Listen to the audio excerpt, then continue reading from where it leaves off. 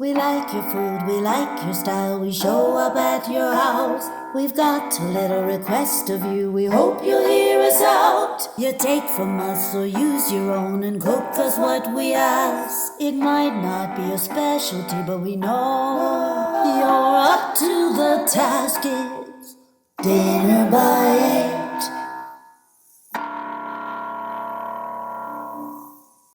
I'm Cory Sanders, and welcome to the first episode of Dinner by 8. Dinner by 8 is a show focused on the cook and their cooking. We research people online, or they can be nominated at our website, dinnerby8.com. Then we show up at their house and we ask them to cook us a full meal and have it on the table by 8 o'clock. The show is a competition. At the end of the season, we'll pick the top cooks and we'll put them together for a special competition, and we will award a grand prize. Today we're in Arcadia, a charming neighborhood next to Scottsdale, Arizona. And we're here to challenge Todd Chase. Todd was nominated by his wife Heather on the website, and we chose him to be our very first contestant. Each show will have a menu prepared by a professional chef. World-class chef Brent Menke took time out of his busy schedule building his new McCormick Ranch restaurant, the Mick Brasserie and Bar, to talk with us about Todd. Chef Brent was in on the nomination process with Heather, and he knows Todd's skill set well. And true to our mission of asking someone to cook us something that might not be their specialty, Chef crafted a French menu for tonight's show. Hi, I'm Chef Brent Menke, and tonight Todd Chase is going to produce for us a menu of steak tartare, a salad niçoise, a gratin Dauphinoise, a Magret de Canard, and a souffle. Now Todd, I know you're up to the task, so let's see what you can do. Todd has 7 hours to complete this task. He's inside and he doesn't know we're here, and he does not know what's inside of this envelope. So let's have some fun and let's go meet Todd. Hello. Todd Chase. That's me. Hey Todd, I'm Cory from Dinner by 8. This is what my wife was talking about. That's right. Hey Todd, we've got a little request for you. Okay. That's for you. Oh, envelope. Oh, man. Wow. Can you pronounce all that? No. Steak tartare. Souffle. Okay, so what time do I have to have this done by? Well, the show is called Dinner by 8. Okay, well, you better get in because we got to get started now. Well, let's do it. All right. We're here with contestant Todd Chase, and he's had a chance to look over all the ingredients. And so, Todd, what do you think?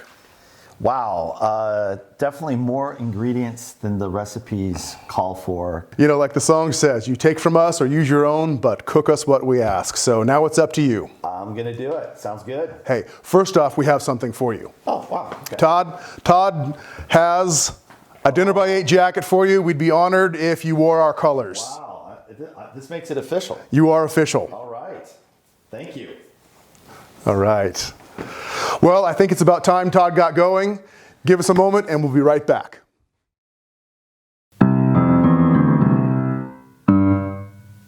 Man, I found literally hundreds of recipes for each one of these courses. So I printed off a couple for each, and I'm just gonna marry them together and hope for the best. All right. For the Nicoise salad, I had to cook off the potatoes, the green beans, and eggs, followed by an ice bath for each in order to stop the cooking process. So I had a big problem. Cory brought me frozen ducks, so I had to spend quite a bit of time defrosting them. So really I kind of got interested in cooking as a bachelor because I seemed to be going out to dinner just about every night.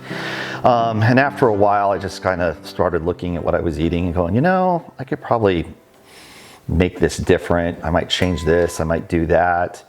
And so I just started kind of messing around, mostly with the barbecue and grilling and then smoking.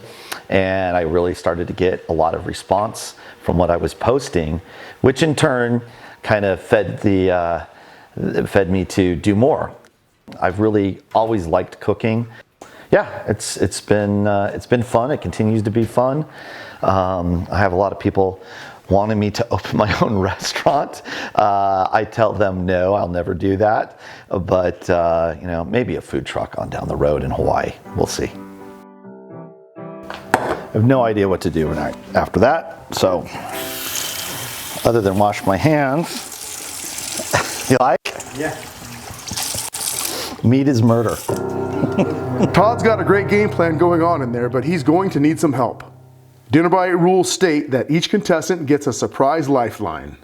Todd's lifeline is a live visit by Chef Brent Menke himself. Chef, good afternoon. Cory, wonderful seeing you. Oh, thanks for coming. How's our boy doing in there? You know, surprisingly well. He was a little bit taken aback at first by the daunting task, but he's in there cooking. You know what? I thought at first maybe that French menu would throw him off, but I've eaten with him. I've been to his home. He's got a killer kitchen to work with. I think he's going to get this done. He's a champion, let me tell you. Let's go check him out. Absolutely. Let's go see it. Let's do it.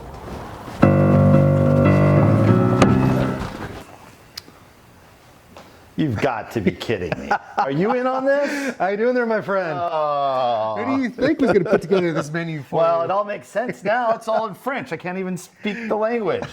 You know what? I knew you could do this, though.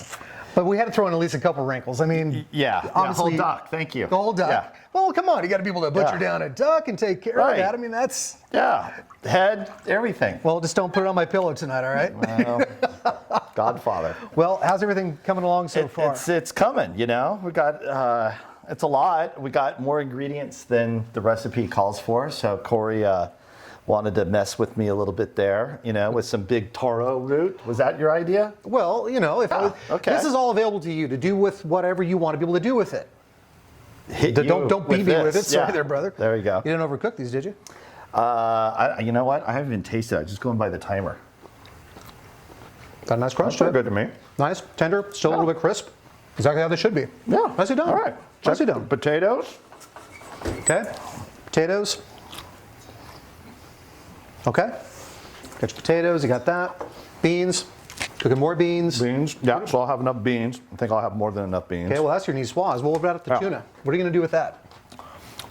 I haven't really come to that juncture yet. So I thought I'd get Okay. everything ready and then kind of do the tuna last. This is the most complex meal I've ever put together. You are going to stick around so I can poison you, right? Yeah, I'm going to be coming back for dinner. Unfortunately, I've got to go deal with the kids right now. Okay. But I will be back, and I cannot wait for people to see this on the table. All right, well, yeah, that's two of us. All right, good luck, and I'll see you in a little bit. Thanks, bro. The rules state that the cook can send anyone to the store if they're missing anything. Todd sent Heather, and here she is returning from the store now. How's he doing? Oh, he's doing so great, Heather. Thanks so much for nominating him. Oh, you're welcome. I think he's having a ton of fun. Hey, do you mind if I ask you a couple of questions so that our viewers can get to know Todd better? Of course. So what I wanted to ask you is, what do you like best about Todd's cooking? Well, I think there's a couple things. First and foremost is that Todd can take a recipe and make it his own. I think that's really important to him when he is cooking for friends and family. You know, he's taking a lot of inspiration from friends like Matt Collins and Matt Carter. I remember a couple years ago, he came home and he started raving about these ribeye end caps that he had at one of Matt Carter's restaurants. And that has actually become a staple in our home whenever we have guests over for dinner. That's something that we often cook for them, and they absolutely love it. One more question. Sure. Tell me what you like most about Todd. I think what I like most about Todd is how thoughtful he is. He puts his friends, family, clients, me, before himself always. In fact, you know, when we're here for dinner by 8 and we're talking about cooking, I think one of the things that I love about him is how he thinks about his guests when they come over to our home. One of our very, very good friends is vegan. So anytime she comes over for dinner, he absolutely makes sure that she has her own special dish that is created just for her because she typically doesn't eat a lot of the other things that us meat eaters like to eat. Well, I'll tell you, he's just a peach. I love Todd so much. He's such a character. He's doing such a wonderful job in there. I think the viewers are going to love him. And again, thanks so much for nominating him. Absolutely, and I'm excited to see if he makes it by 8.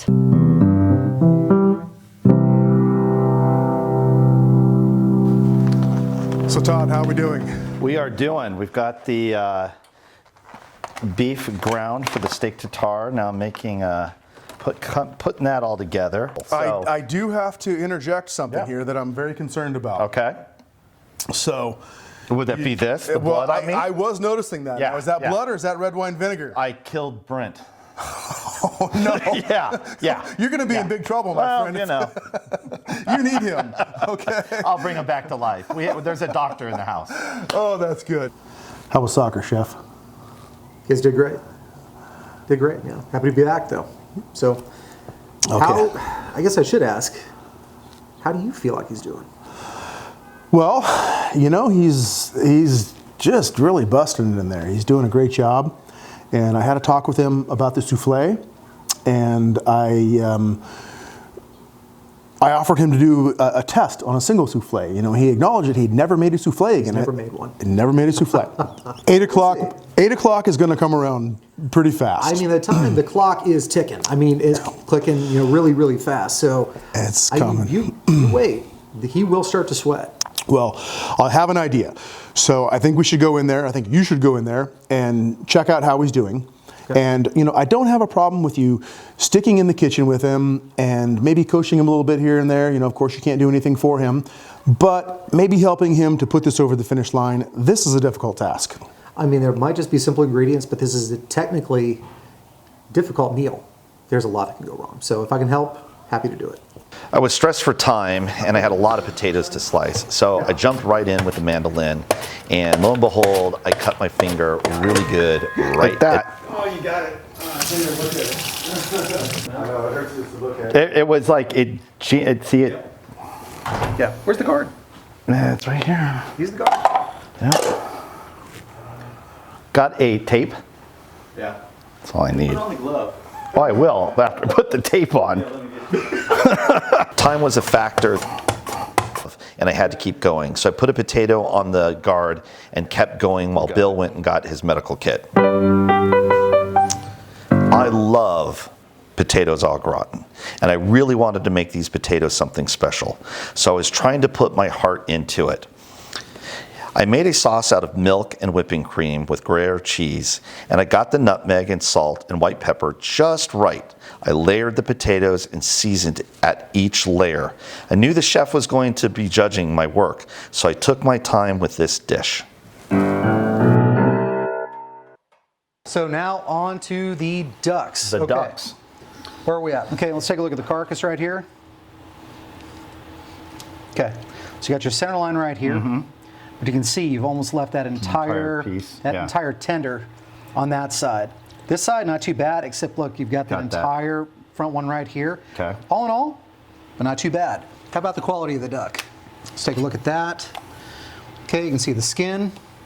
Take a look at the thickness on the skin on that, because now there's one thing when you're cooking this duck you have to be very aware of. Mm-hmm. It's rendering out that skin. Nobody wants to have a big thing of like cloppy, you know, just gummy skin on the outside. Should I score it? Absolutely. That's where I was going to go. So get it scored, but when you're going to score it, don't score it like straight up and down. Right. Do it on an angle. Oh, like this? Yes. Okay. So when as you come across it, you're not going to cut into the meat. You just want to cut through as much skin as you can. Gotcha. So you cut across. Okay. And then again, cut across again. Okay. All right? That way you can get the most surface area rendering. You don't want to be like, you know, blazing hot. You want, but it needs to be hot. And you need to get that skin kind of nice and crisp. Gotcha. So you're going to want to spend the majority of your time when you're cooking on that skin side. And just a little bit on the other side. Okay. This is just, ooh, boy. I still got to do the souffle, and I got, what, 2 hours? Todd's the guy, but what I can see right now, Tartare is done. Salade Nicoise is done. Gratin's in the oven, and it smells and looks delicious. Duck has been butchered. He still needs to get a sauce. He still needs to get on that souffle. He's still got some ways. He's got a ways to go, but he's coming along. As a matter of fact, I'm pretty sure he is going to pull this off, but it is going to be a fight to the finish. I know that he's going to be struggling for those last literally 10, 15, 20 minutes. He is going to be sweating bullets. It's not as easy as it looks to get all that onto the table and look the way that it needs to look on a deadline, which is exactly what this is. It is dinner by 8. Good stuff though. But anyway, the time is ticking down. I don't know about everybody else, but I'm getting a little hungry. So you think he like lose the plot if we went in there and said, hey, can you make us an hors d'oeuvre? I know, right? Just whip us up a pate. You've already got the duck and the liver and the rest of it. It's like, come on, how hard could it be? Yeah. If I wanted to hit you up for an hors d'oeuvre, what would you do? For an hors d'oeuvre? Yeah. I would probably get out that, let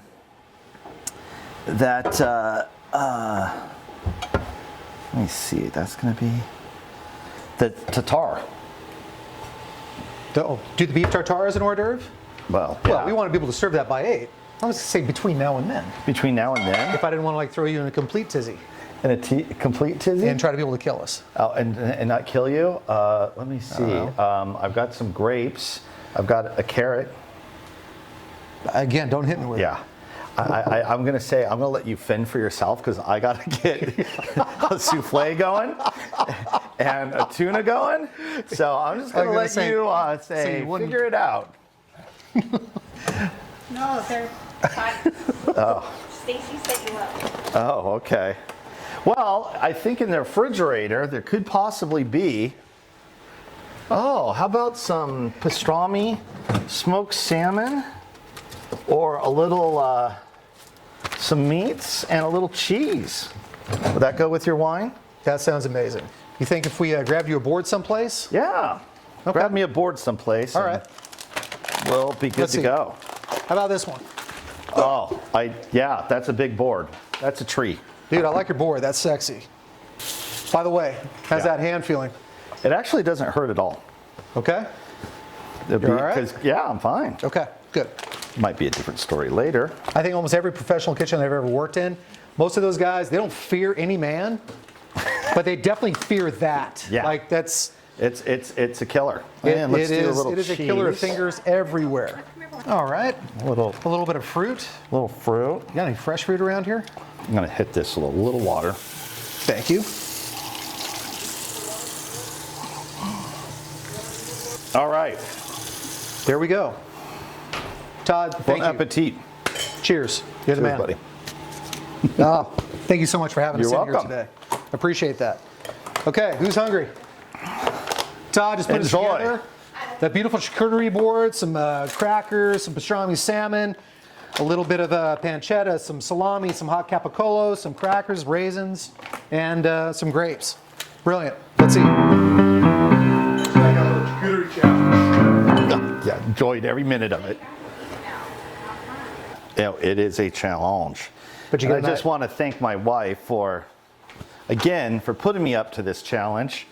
I guess this is payback in some sort. I don't know. Well, I think she was brilliant for actually doing this for you. I think It's fun. I think you're natural. I think It's you a look memory. awesome doing this. It's a great memory. Yeah, that's I the think, part. and I can't wait. And doing to it be with able to- friends, and it helps. It's awesome that you are a part of this as well, because that was a nice surprise. I can't wait to dig into this. I think this is going to be absolutely brilliant. Okay, let's see now. Tuna time. Tuna time. Again, this is, you have to be thinking about your timing and how everything goes. Yes. If this had to have like an acid sitting on top of that fish for an hour, you're going to turn it into ceviche. Right. And that's not what you're looking for here. You want to be able to protect that color. Okay. Here we go. Let me bring that salad to you.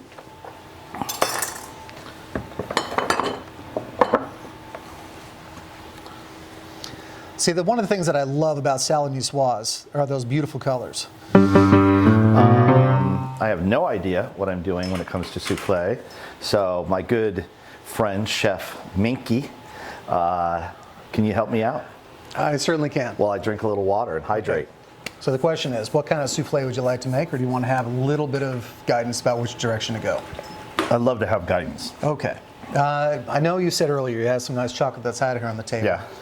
Honestly, I'd turn that into a sauce. You got some cream that's in the fridge, the chocolate, the cream. You've also got some nice raspberries there Yeah. as well.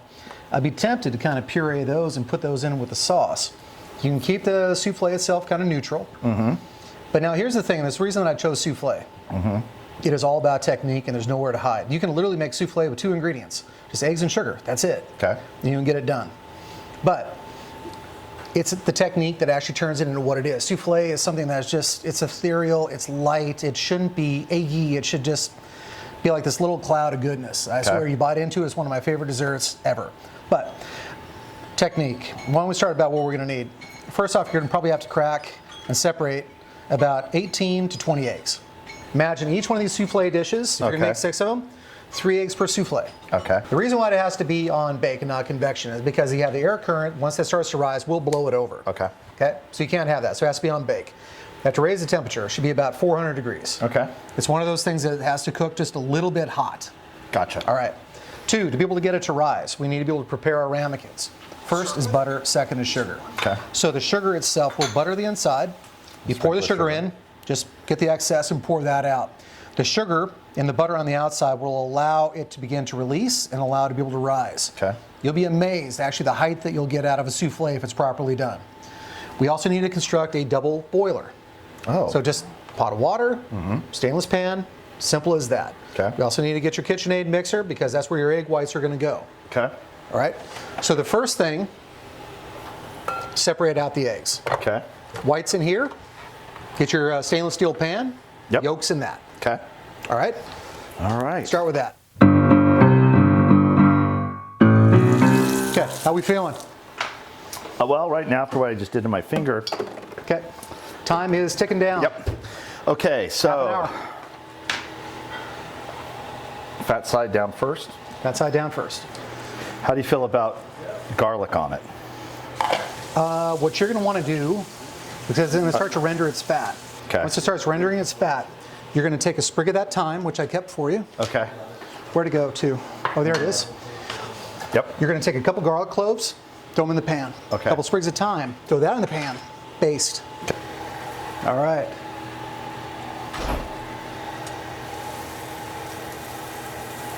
Okay. Now, that's where you're going to want to throw in your garlic and your thyme. Even the thyme. Yep, it'll. Okay, That crackle pot. get yourself a spoon. There we go. Just tilt your pan up. Whoop. This hand make it close. There you go. Oh.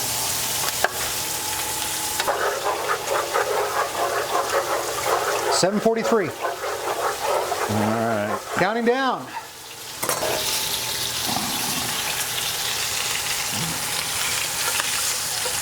What? Oh, yeah. And then you can always add more oil back in as you need it.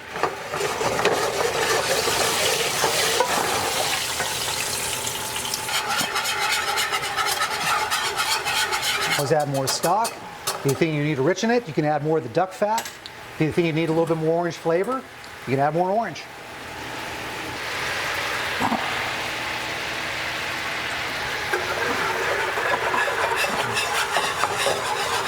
Nice sauce consistency, starting to emulsify.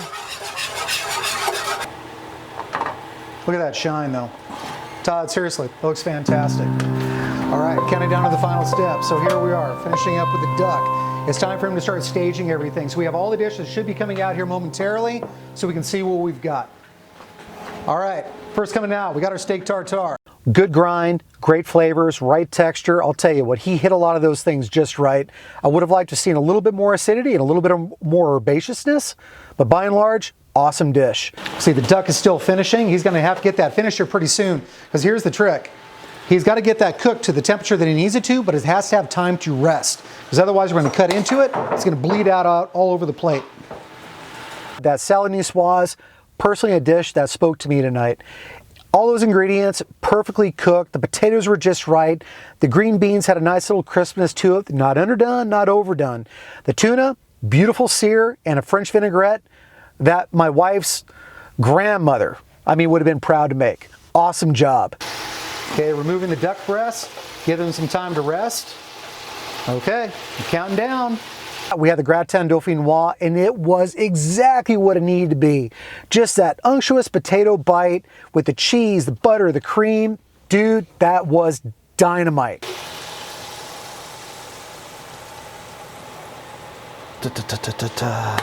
What else you got? Actually, okay, we got that. Got that. We got the Magret Canard. You probably could have done a more careful job scoring that skin, but you were able to get the nice sear, the right color, the crispiness, and that temperature on the inside. Perfection.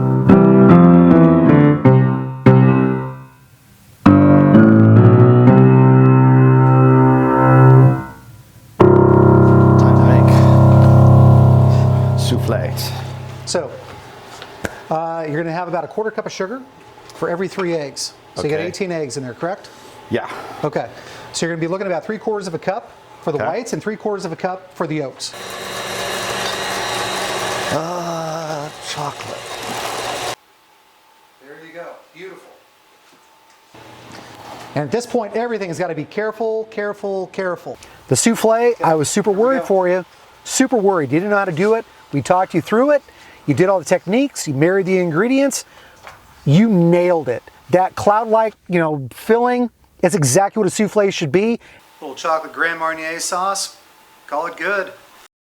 Todd, you were definitely up to the task. Thank you. There we go. Without a doubt. Cheers, everybody. Dinner by 8 indeed. Dinner by 8. If you know someone who might be a good candidate for Dinner by 8, fill out the nomination form at dinnerby8.com. Thanks for watching.